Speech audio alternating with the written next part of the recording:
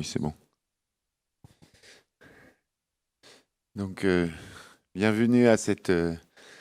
I'll shift to English. Welcome to this workshop. So, Brahim and Cécilia will discuss with us about what is a license, how do you get a license, and all the process associated with licensing a patent that is linked to your work. And so I guess there will be a presentation and then some exchange if you have some questions just after. So we are supposed to finish at 15:55. So we have 25 minutes, 27. Okay, so I'll let you present.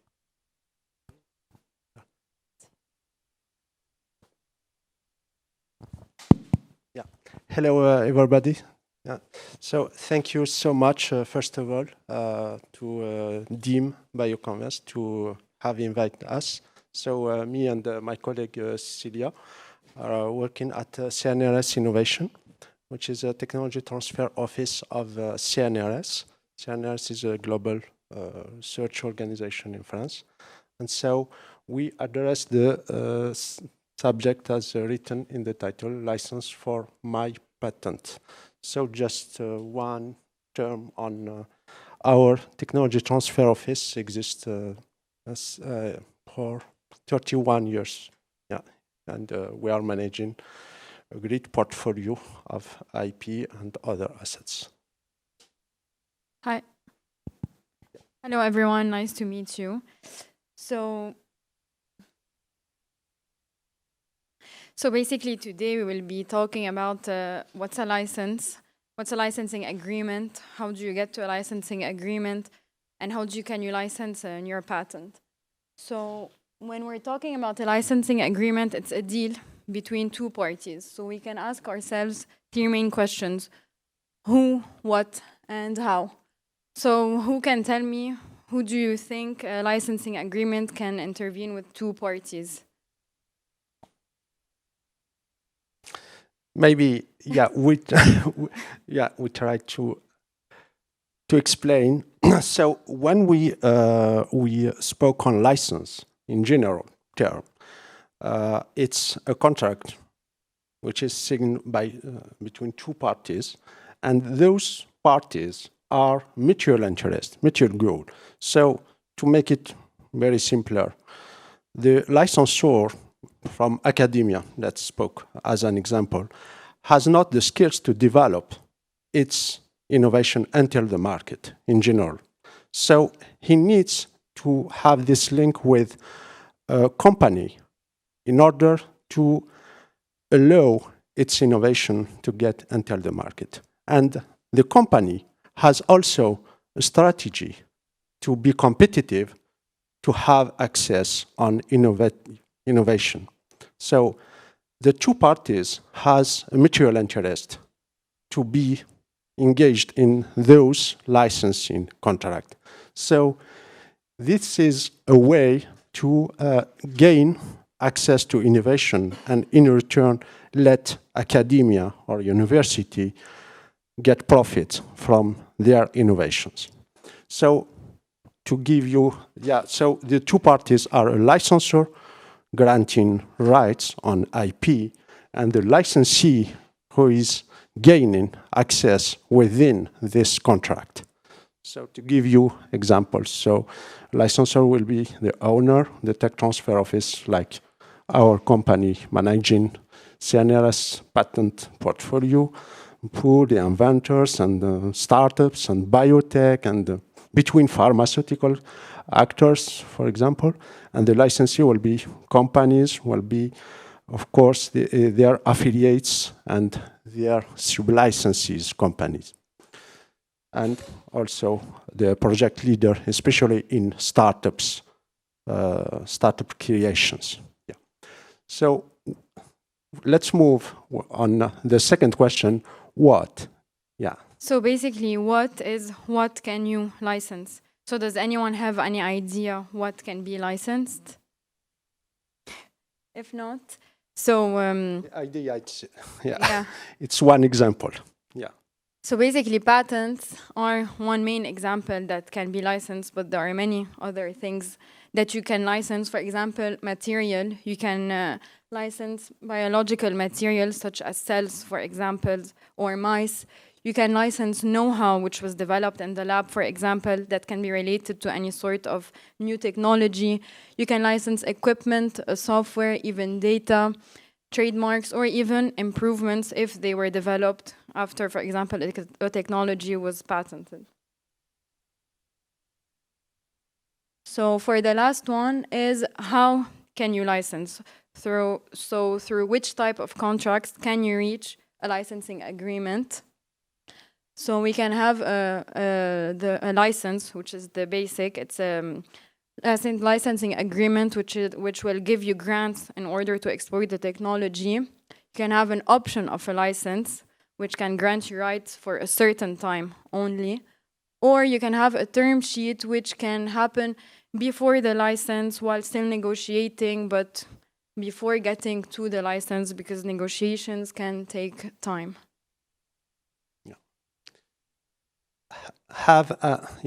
The next slide, please. Yeah. So we will focus more on patents. And when we spoke on licensing, it's important to have in mind from patent strategy that there is some basic points to manage in order to have a success on licensing out this patent. So just this summary gives you in terms of the basic points when you file a patent application. From the beginning until 1 year, we have this extension by PCT convention that is regularly performed, and it allows us to consolidate the data from the beginning.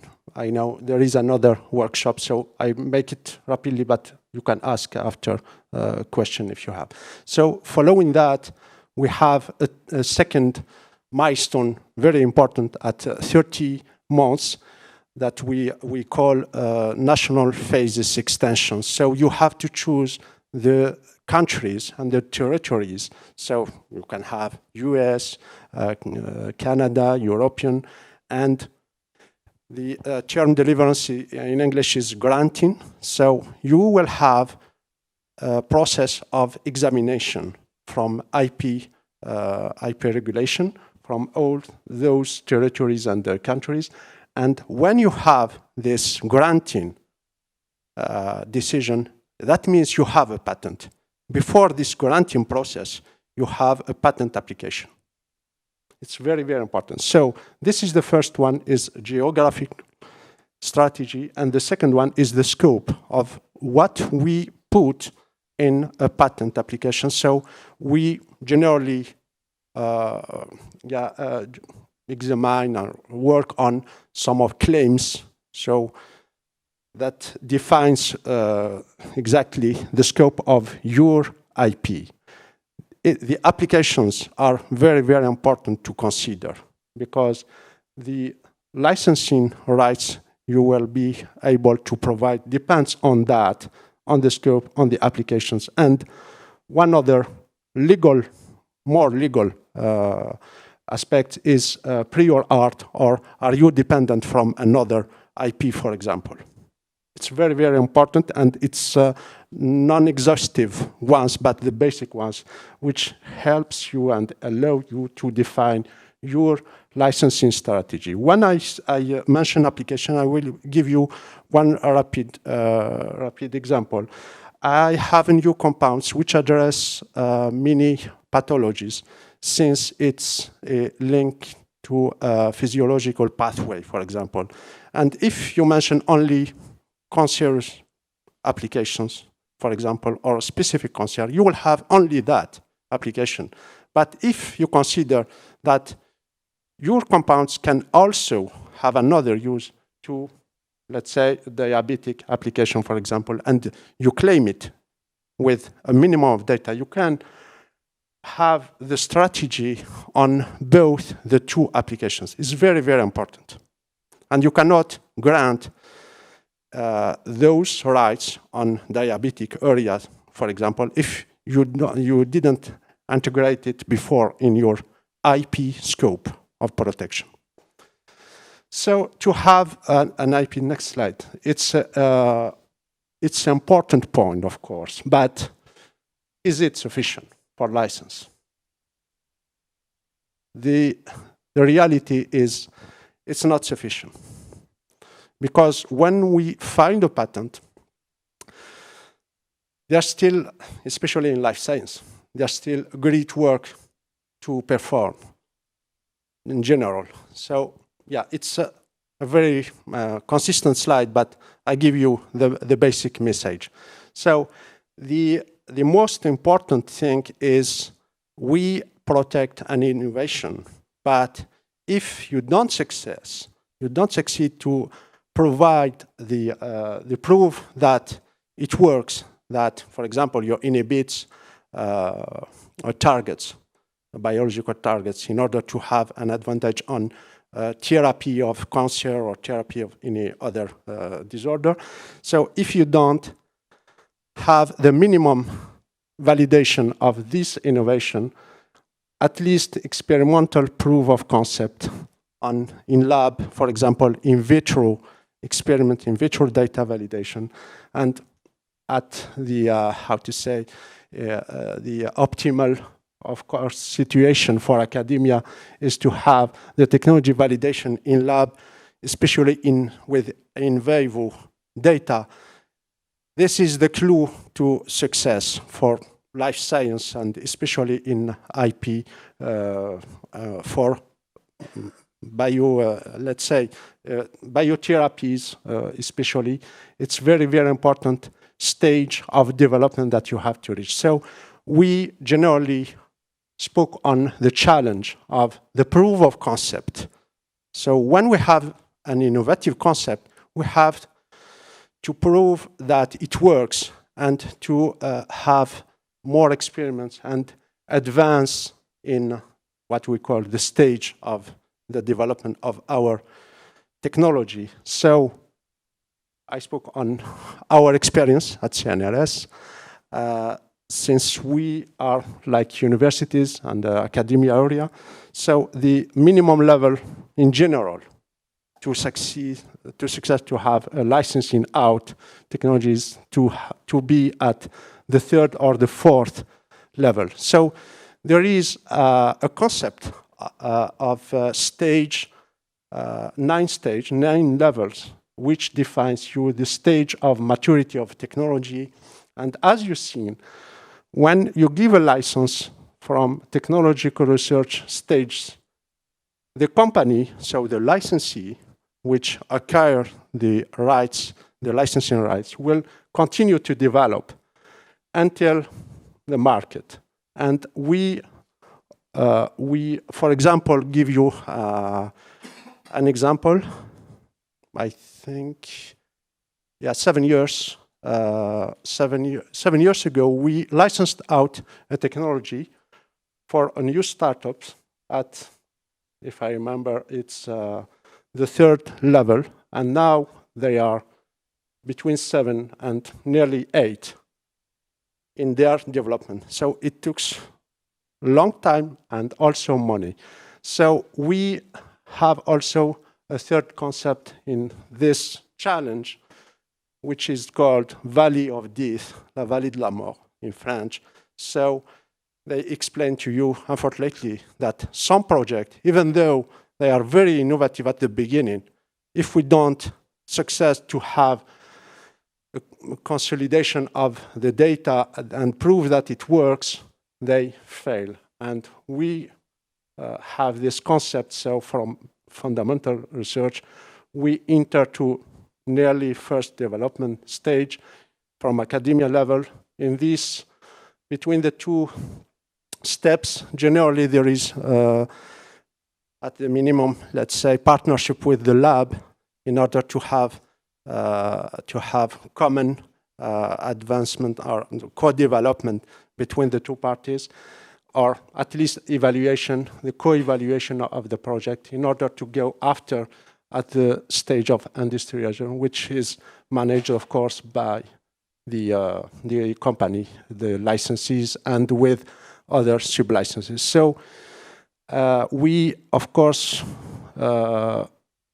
can summarize also by the term like de-risking the technology, having fund in maturation of the innovative project during this process, and it's the gap which is linked to this value of death, and give you just another concept that the value of death is at two levels. There is one dedicated to us, like academic partners, when we were on stage 4, but in industry, our licensee have another one. So, for example, in clinical trial, when you are facing phase 2, for example, you have to prove the efficacy, and then the phase 3. Unfortunately, there is attrition, some attrition, and some of programs are stopped because they have this challenge also of value of this. So, to summarize, and the take-at-home message is that when we have a patent, we have to optimize the scope, the application, and all the goal that we are working on. But also, we have to work on the maturity of our technology, having this technology readiness level at the optimal, at the minimum, the 4, the 5 for academia. But of course, the more we are at the right sites, the more is near to get into market. And of course, we have to achieve the proof of concept of our technology, to have more successful and increase the chance of transfer, so licensing out our project. So when we are talking about a licensing agreement, there are many factors that are important and that you will be discussing with the licensee or licensor that will determine the shape of your licensing agreement. So for example, we have the scope, the field, we will go through each one, the field, exclusivity, the territory or duration, and the product. So for example, for the scope, it will be basically the object of the contract. So it will be towards the granted rights, the restrictions, the intellectual property that you will be granting through this license. The field will be completely dependent on the technology and its different applications, so you can have different fields. For example, you can have research use only field for example, research tools. You can have diagnostics, therapeutics, or you can have a license that will have all the fields in one licensing agreement. So then we have the exclusivity. So is your licensing agreement exclusive? Is it non-exclusive? Is it partially exclusive? For example, is it exclusive on certain fields or not? This will depend on the negotiation, on your technology, and what is your partner demanding. Then we have the territories and the durations. So where is this licensing agreement valid? In which countries, for example, for how long? If it's on your patent, for example, is it for the whole duration of the patent or not? So these are factors that you have to consider when negotiating. And finally, so you have the product, which is kind of the heart of your licensing agreement, because technically this will be the end project of your technology. So are you licensing one product? Are they linked to the intellectual property? Or are they linked to another patent maybe? So these are all factors that should be taken into consideration when you are negotiating a licensing agreement, or even when you want to start negotiation, because those will be the base of your contract and they will give it a certain shape. So one of the main negotiating points of a licensing agreement will be the financial conditions. So the financial terms can come into different and many shapes. So for example, we can have milestones, which will be completely dependent on your technology and on the different applications. For example, if it's a molecule that will turn into a medication, you have, for example, phase 1, phase 2, you have obtention of an market approval or market access. So to each major step, you can allocate a payment, which we call a milestone. You can have royalty fees. So for example, if your end product will be sold in a commercial way, you can, for example, negotiate royalties on the net value of the quantity of product that will be sold. You can have an upfront payment, for example, at the signature, or other upfront payments that can be used, for example, to reimburse intellectual property fees that were invested into your technology, or for any other amounts of money that were invested into your technology. You have the patent costs, which can be considered upfront or not, depending on your technology and how much was invested in it. So you can have minima guarantee, which are here to make sure that, because when you are negotiating a licensing agreement, you are giving rights to the other party to exploit your technology. So in a way, you want to be sure that whether they get to market or not, you're giving them the rights, you're taking a risk. So you need kind of minima guarantee, minimum payments that you will get either way. And finally, you can have an annual fee to cover other costs.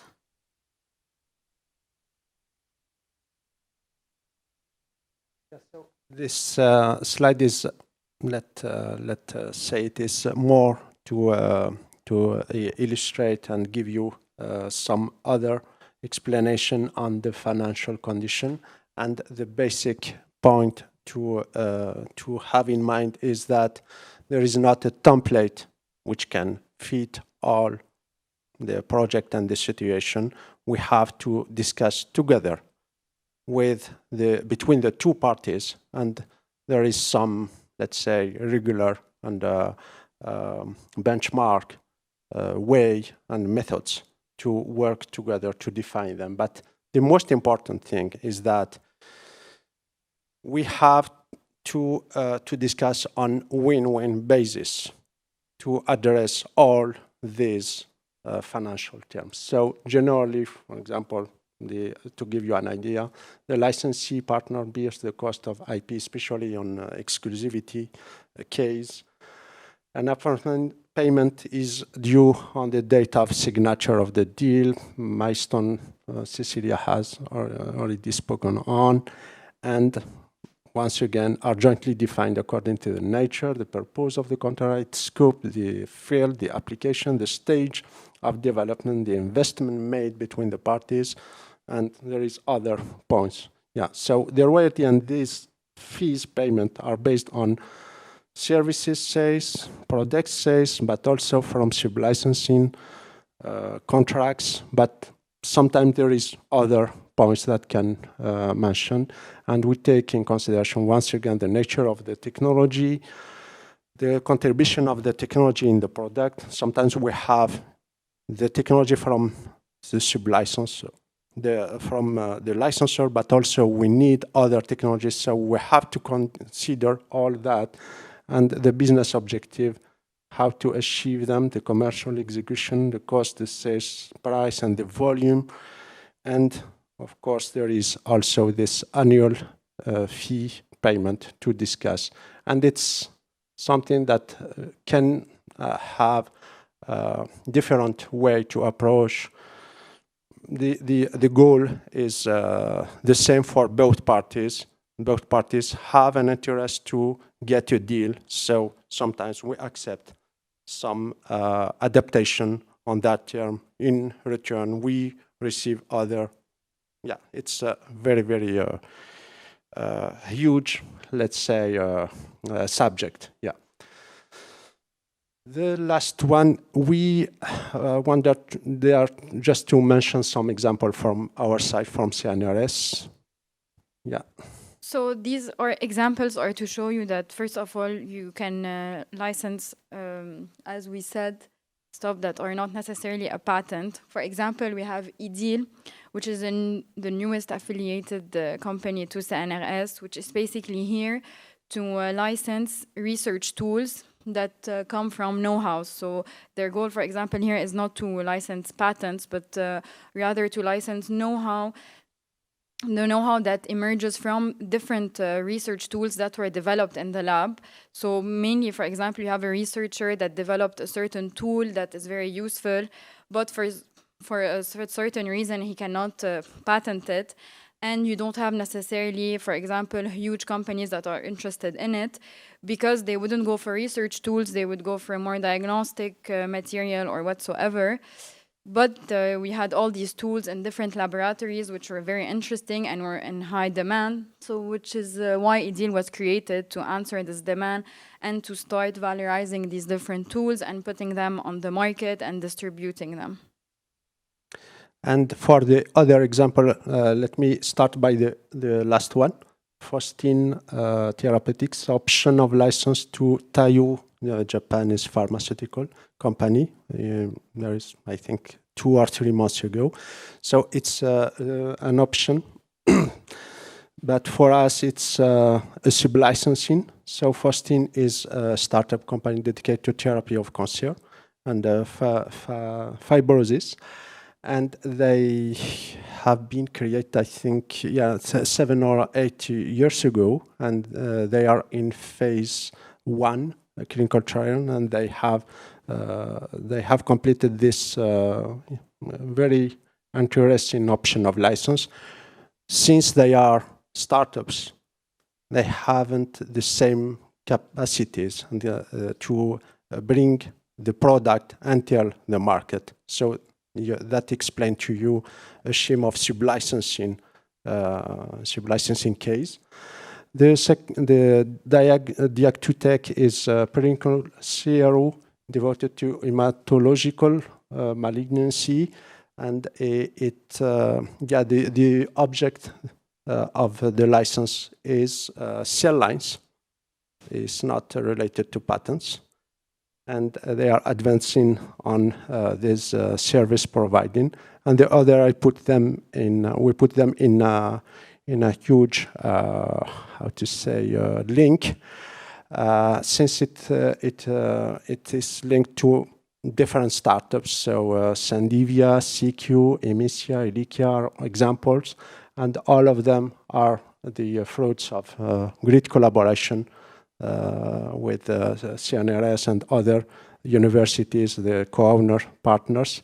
And the last one in drug delivery technology, I cannot mention maybe the name since it's ongoing, but it's a very good example to explain that for some technology we can have multiple exclusive licenses based on different fields and product, and this is a very, very interesting way to maximize the profits for academia. Yeah. And the last one I have in mind only is just to give you an example also on antibody program development for a company from CNRS. 3 years were spent to develop an antibody, and then the valley of death has turned bad, and they have developed again another antibody, which was their backup product. It's just to give you illustrations. And thank you so much for your listening, and don't hesitate to ask questions.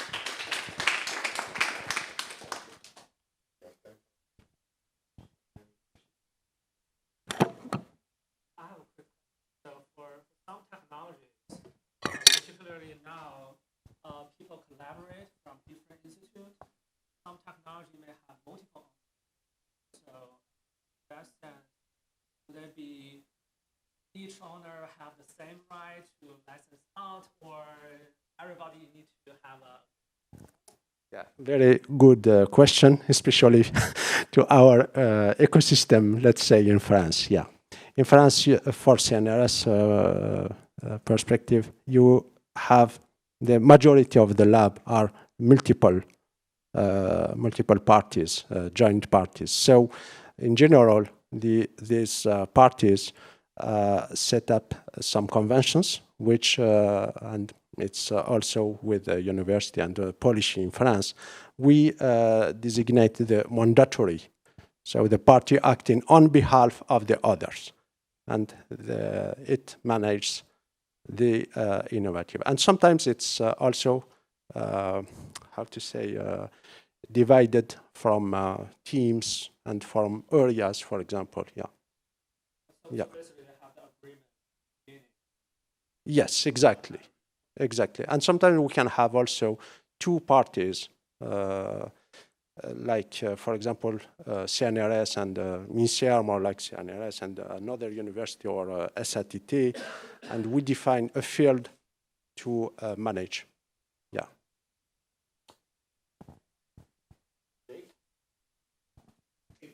If you had a magic wand and you could change one thing about the process to make it go faster, what would you change? The process of licensing? The process of filing a patent.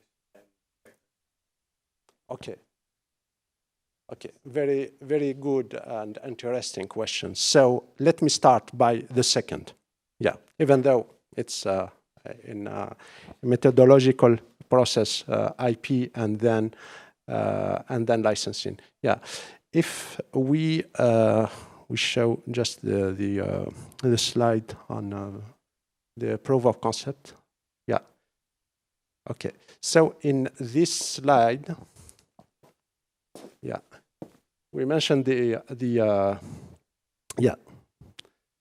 So sometimes we can receive project to evaluate. It's a very good part of the details process for our work. So when we receive them, they are already on this stage, for example.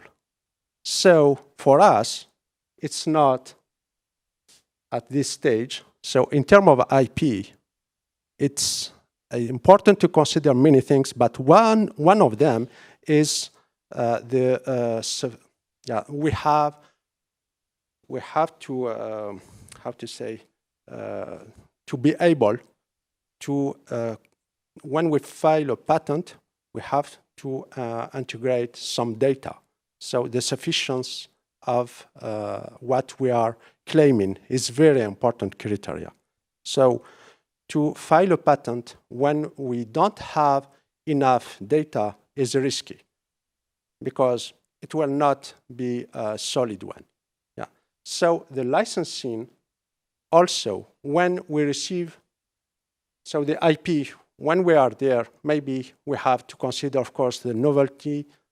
If we are new regarding the prior art, we have to consider the inventive activity and the applications. There are three basic principles to file a patent.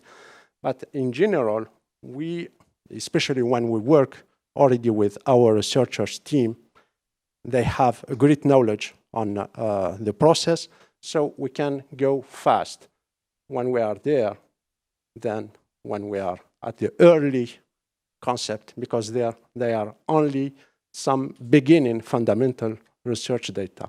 So the licensing is a bit different since when we spoke on licensing, it's our way to consider in general.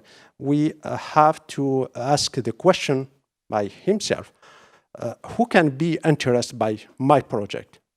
What my technology can address? What I have to resolve? A patent is a technical solution for a problematic, a technical problematic. So we have to make it fast. If we are really aware that our project will interest and resolve a great problematic in industry, we can go fast. Do you have can you estimate what is the mean time required? Okay. Yeah. And the moment you reach the agreement with the company. Yeah. let me give you. What is the mean? Yeah. Let me give you the best one. The best one is for a new project. It's not additional. Yeah, I can give you other explanation on that. But a new project arriving to study, evaluate, file the patent and have a license or an agreement was really 1 month, but the agreement, we gain it in, I think, 2 weeks. And I will, yeah, but it's the best one. Yeah, but in general, longer, I guess. yeah, this one is in COVID period, and it's linked with the saliva test EasyCov. Yeah. So there is an urgency, and we are, of course, have to say, sure that we will have a great need. So yeah, there is the company. You can go fast if it's urgent, but what is the mean? Is it 1? Yeah, the middle is 6 months to 1 year. And the most important thing is, I think it's the, how to say, the discussion and the level of discussion we have between the two parties. So the more we discuss at the beginning, the more it's clearly exchanged on what they need, what is their goals, and what are the limits, the more we can have it more quickly. Yeah. Okay, thank you. I need to stop for the coffee break. I invite you to come and ask your questions. Yeah, don't hesitate. Thank we you. hope it's beneficial for you. Yeah, thank you. Thank you so much.